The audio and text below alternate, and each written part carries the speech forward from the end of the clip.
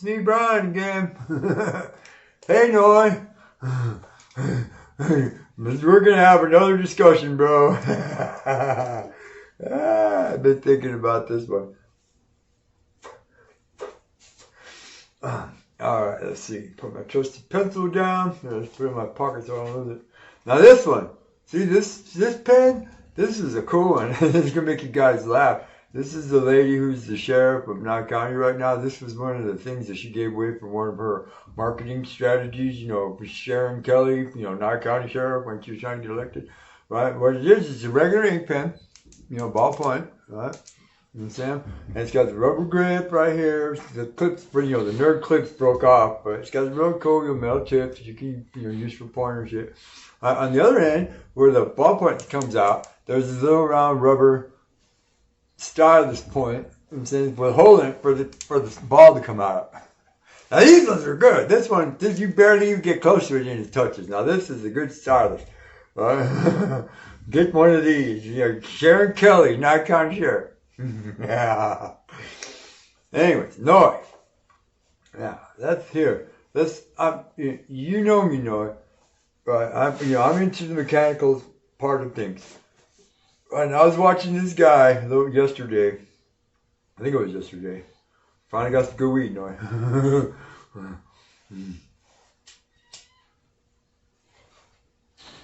He was over there. I just did part-time,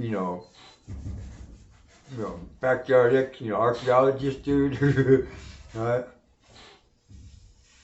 I'll leave the link for his video.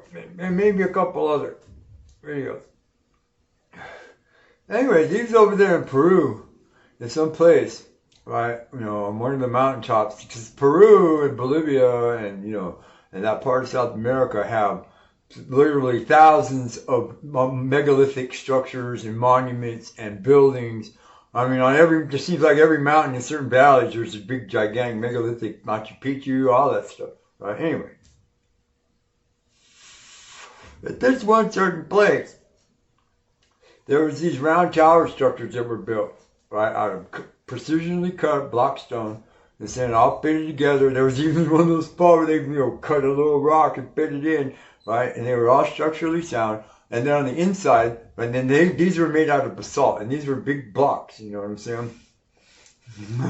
Right? And they're all fit together, within a 50th of an inch, you know what I'm saying, fitting, with cement in between, mind you, right?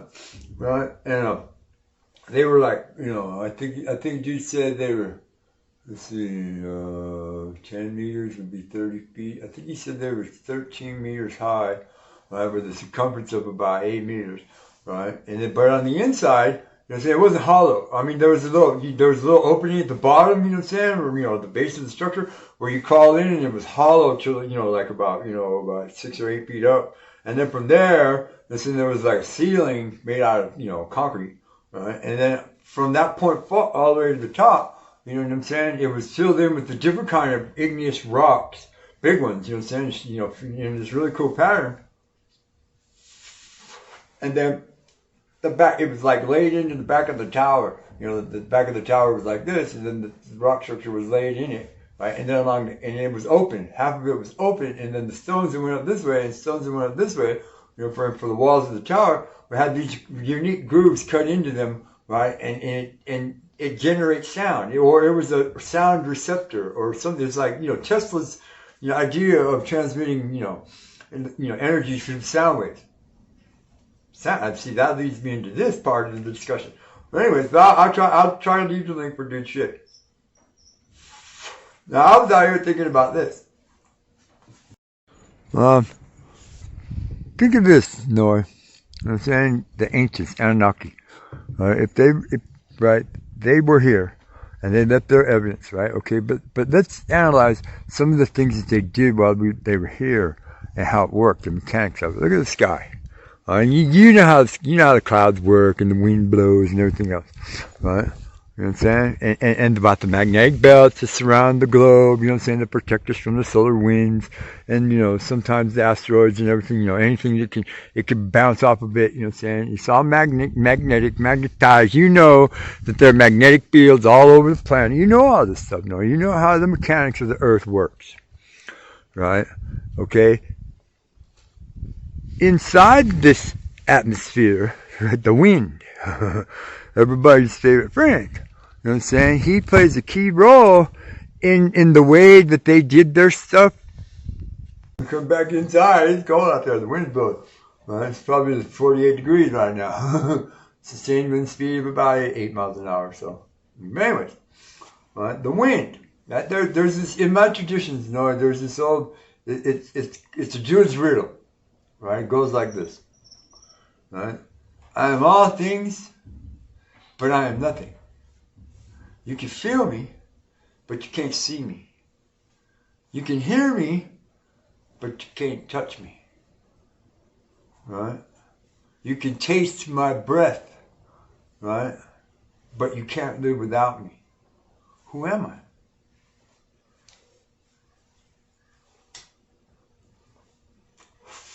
That's right, you guessed it, the wind. Now, the wind is an important component within the atmosphere of the earth, the way it works, where it swirls around. I mean, you can think of the jet streams and the flows of air, and you know what I'm saying, within the atmosphere is like rivers, and some of them are traveling at thousands of miles an hour, just like on other planets. You know what I'm saying? Our planet is no different from any other planet. They all work the same way, right? They just might be made up of different things, but they all work the same way. There are prime examples, right? I'm saying of ancient, a lot of the ancient megalithic structures that are, and I know, they're more than 75,000, 100,000, 200,000 years old. You know what I'm saying? Were built, right, and designed for one thing and one thing only, and that was to perform the function that the Anunnakis needed it to do, just like the pyramids. Like just within the last 10 years or so, they have the mainstream archaeology has decided to accept the thesis of this guy, right, who studied, who knows about, ram pumps and ram water pumps and air pumps and all that kind of shit. You know what I'm saying? I'll leave a link for his shit in the description too. You know what I'm saying? Right? That the giant pyramid, that the Great Pyramid of Giza is nothing more than a giant ram water pump that fed water, right, throughout the Nile Valley. And it was also instrumental in connection with a lot of the other pyramids that are built farther upriver, because remember, the Nile flows from Cairo down towards the bottom of Africa. So upriver would be going south, right? And saying it's connected with all the other smaller pyramids, upriver, into the Nile Valley to help control the flooding and to pump the water. Because at one time, this is the archaeological record and the anthropological records prove this. At one time, eons ago, that they say during the Egyptian civilization, but they're wrong about the date. Eons ago, like 80, 120, 125, 30,000 years ago, right, there were upwards of 8 million people living in the Nile Valley.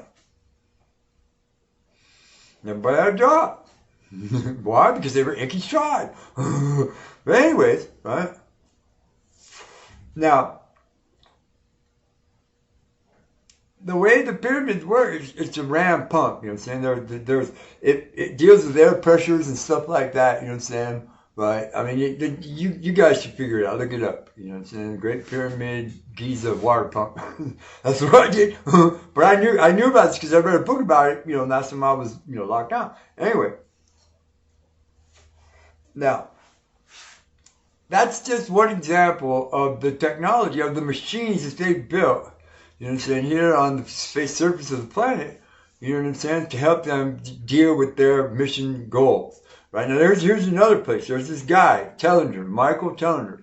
Right? He's a pseudo-archaeologist, conspiracy guy. But he's a real, he's got his letters and saying, dude knows this shit. He's been talking about this shit for a long time.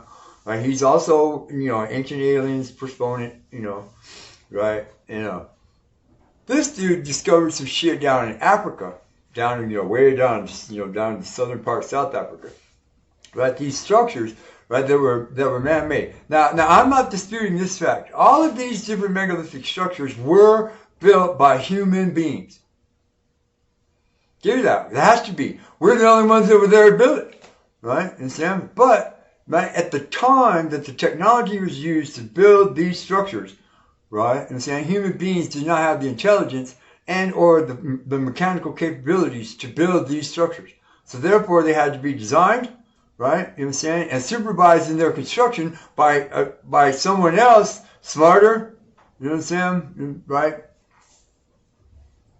They had to be human because they, had to be, right? Whether they were a human from a different place, or they were a human from, the earth that obviously, was mad genius and nobody knew, you know what I'm saying? These were the people that designed and supervised the construction of the buildings, you know what I'm saying, for their purpose, not for ours, for theirs, right? And then all the other structures that are around them that are newer, you know what I'm saying, right, are our attempts to try to mimic and copy what they did without the knowledge or the understanding of what it was for. And that's why the knowledge of their machine was lost to us during the time, the growth of humanity from the time they left. Right? Okay, now, the ones in South Africa are kind of weird, you know what I'm saying, in their own way, right? But they tie into the whole, idea of the mission. What was the mission, Brian? You never told us what the mission was. Yeah, I did tell you the mission at the very beginning. Gold, metal, you know what I'm saying? Ferrous, non-ferrous metal, you know what I'm saying? Certain kind of ores that they needed for their fucking reactors to fucking regenerate the ozone of their atmosphere because their atmosphere was dying. We don't even know if they're still alive anymore. Right? Because most of all of this occurred, it's half a million, to 750,000 years ago. According to the chronologies, the Chronicles and the book of Enki, the book of Job, right? The book of, all of them older cats, right? That went, all the ones that went up or were taken up or, got to ride up, right? In all of their chronicles, they're chronicling the end times of them leaving. Right? You know what I'm saying?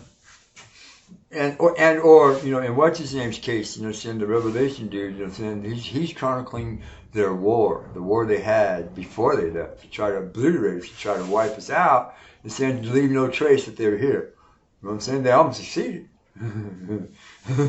But anyways, right now, this dude's machines, were used, right? They use sound, right, and frequency generated. Because remember, sound is there. Here, let's have a demonstration, Brian.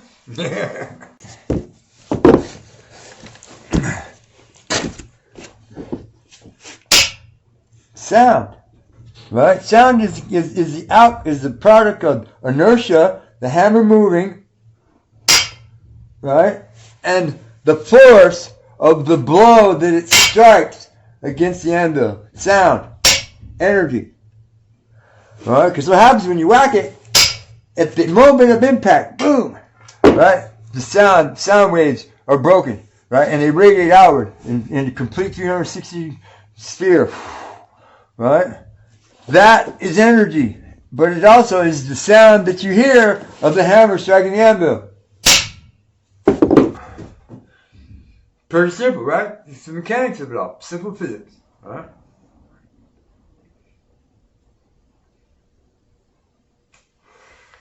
Rollies. Anyways, right? So, right now there's evidence, right? You know what I'm saying? Along in the Chronicles, you understand?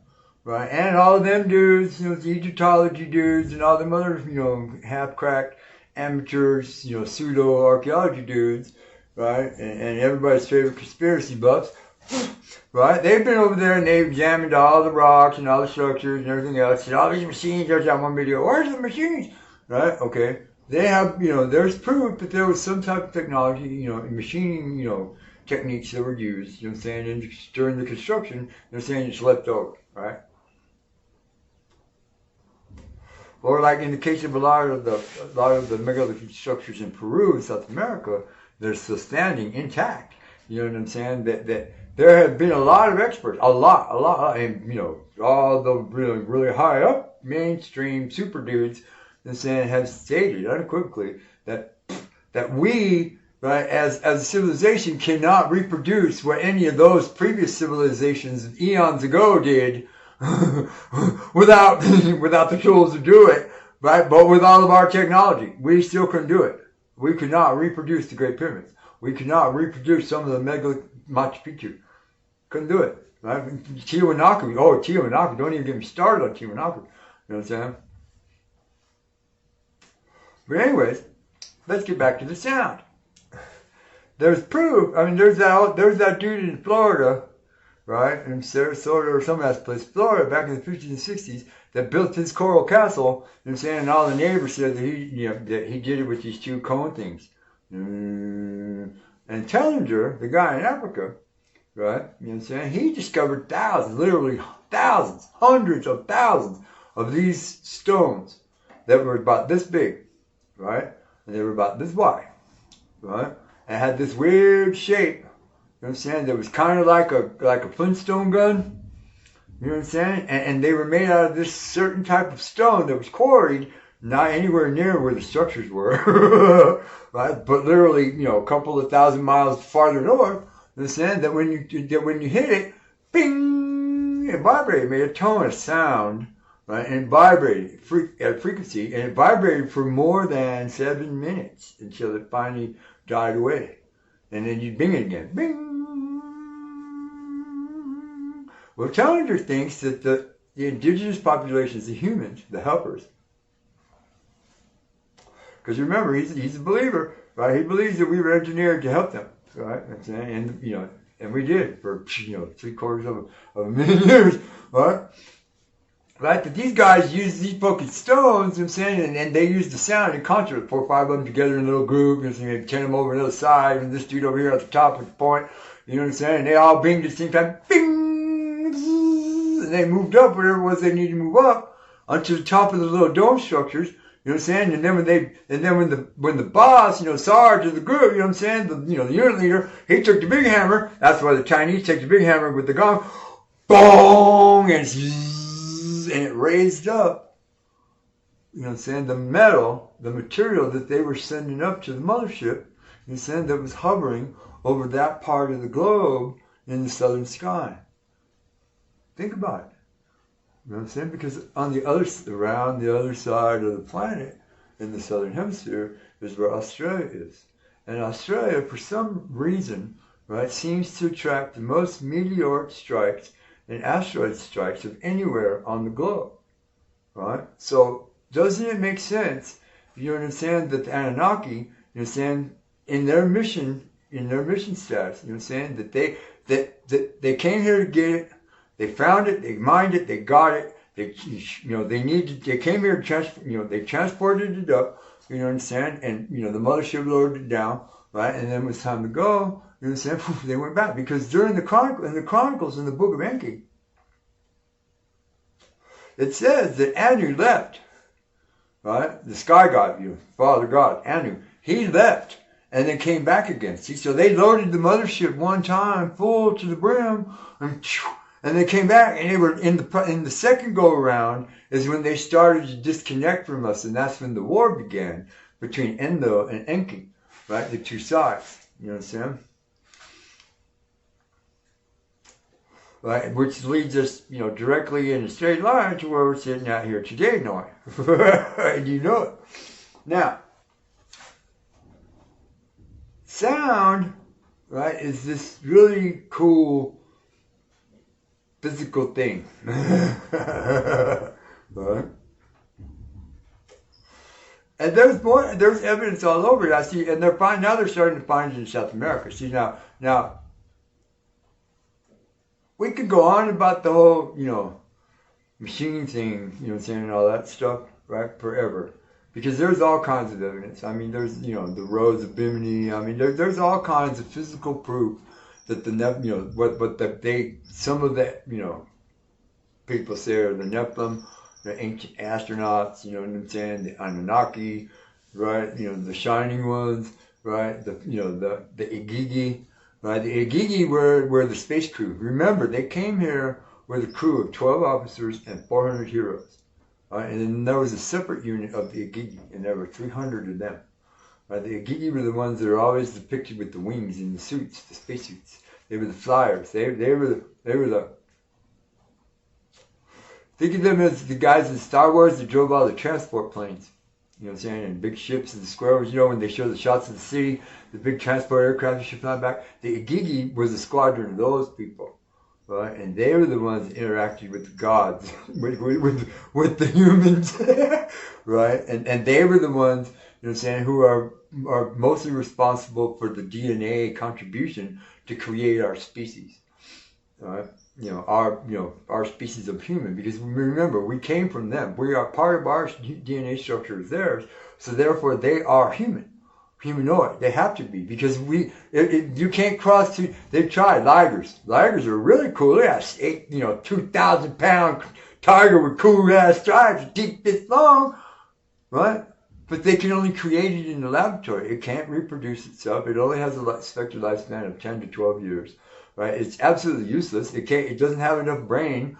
You know what I'm saying? Because obviously it's fighting it. The tiger instincts are fighting the lion instincts, and it doesn't know what to do. It can't turn it loose because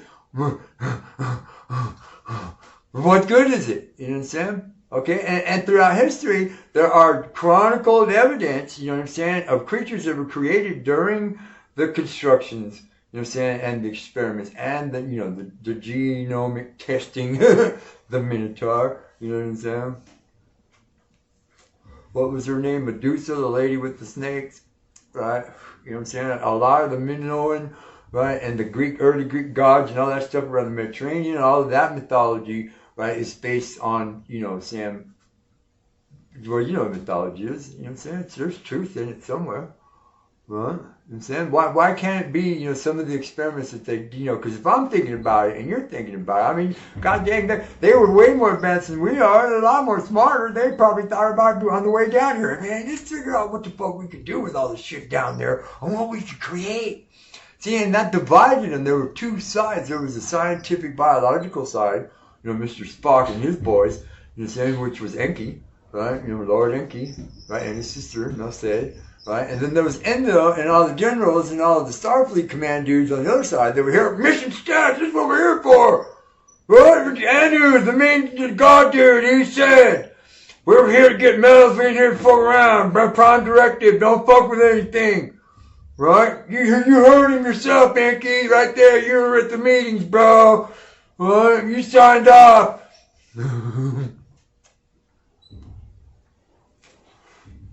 But once they got here and they realized that they could be here for a long, long, long time, right? In terms of the time of the planet. Remember that we're dealing with a time shifter, right? Enki and his sister Narset, right? They discovered, you know what I'm saying, that they had the time to do all the genomic reconstructing and the research and the study, and they had the people. You know what I'm saying? Because they could create their own clones. You know what I'm saying? They have the technology. You know they did. And in their terms, it would be easy for them to make clones because remember, 36 to 1. You know what I'm saying? It takes a minimum of 15 to 20 years for a human being to grow enough in intelligence and physically, you know what I'm saying, to be programmable. I'm not, you know, I'm just being, you know, technical about it. Empirical, that's the word. I'm just giving you empirical science, right? It takes at least 20 years. The Druids knew this. That's why they taught that's why they started when the kids were little, and they kept them till they were 25. Right? I'm saying this is a known fact in human, you know, development, right? They knew that. Okay, to them, 25 years, right, it wasn't even 1 year to them, because remember they were 36. Right? You understand? Right? Now, and human beings have this unique ability to procreate its species, right? At a rate of 9 months per cat. Right? And put a bun in, put 10 buns in the oven, it's, 9 months later you're going to get 10 buns.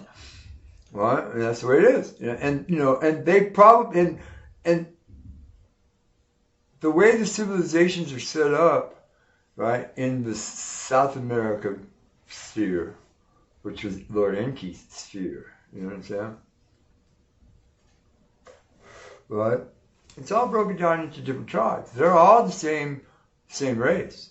You know what I'm saying? But it's all broken down into different tribes. And then within those tribes, there's hierarchy structures. And then the Incas and the Mayas, you know what I'm saying, where they were the highest evolved of the tribalistic, peoples, right? But that was because they had the most access to the knowledge. Right? The closer you get to the sun, you know what I'm saying, the harder your brain burns. But anyways, you know what I'm saying? There is an innumerable amount of physical evidence that points to these simple facts.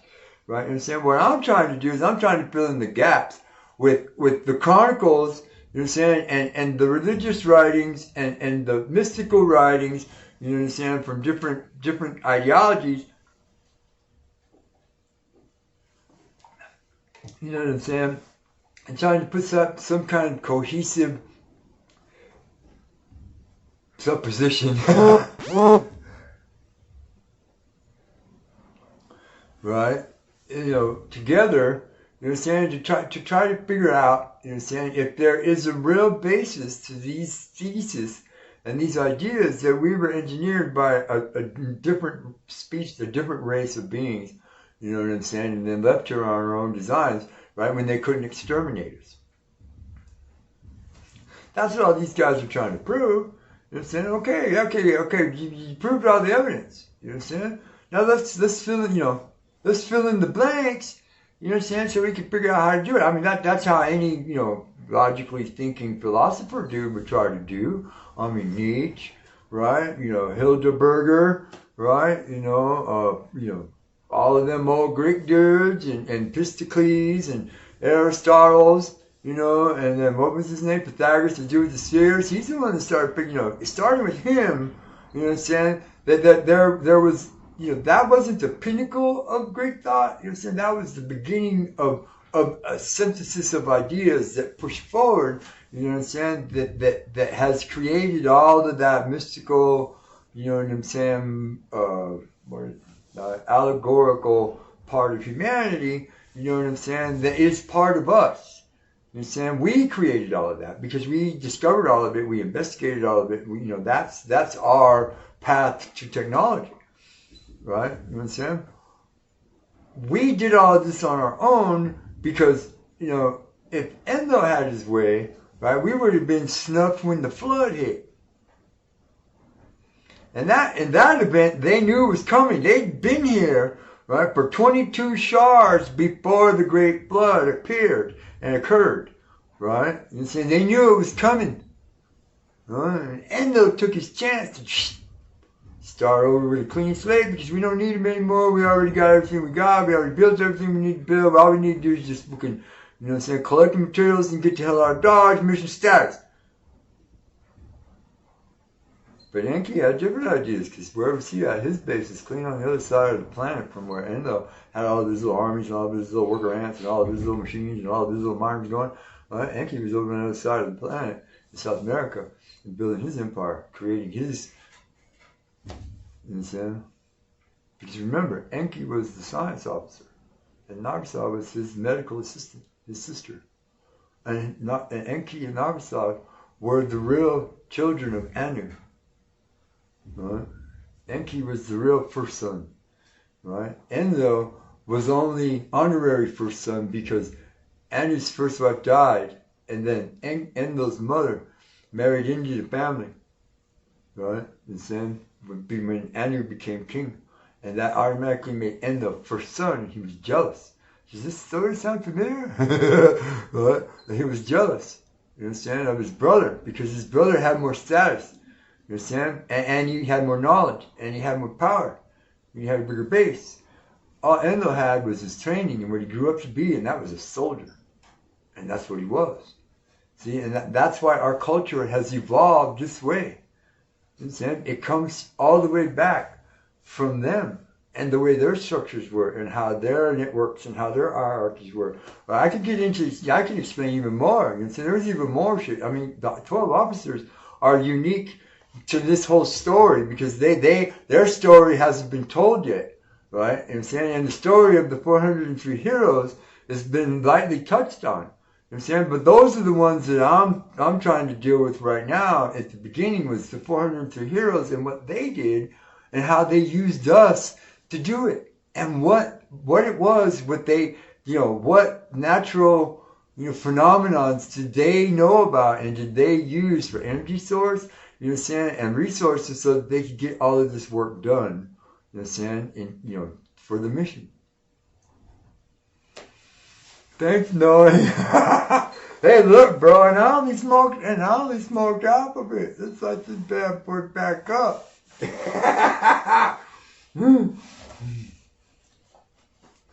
Yeah. It just took TREASA back to fucking. This time she's going to UMC in Vegas. Well, they took her a couple hours ago on the ambulance to go to that joint part of the helicopter. She's going to Vegas, and she'll call me when she gets there. When she goes back out from underneath all the drugs, she's going hammer again. So, in the meantime, thanks, Noy. Well, it's always fun to have a discussion with you, bro. I mean, we can pick it up and go on some more if we want. I mean, we can do a little breakdown. Who knows? It might make for an interesting playlist. And people might start liking me again or start watching me. Who knows? Please like and subscribe and share this video if you think it's interesting enough for other people to know about. Thank you.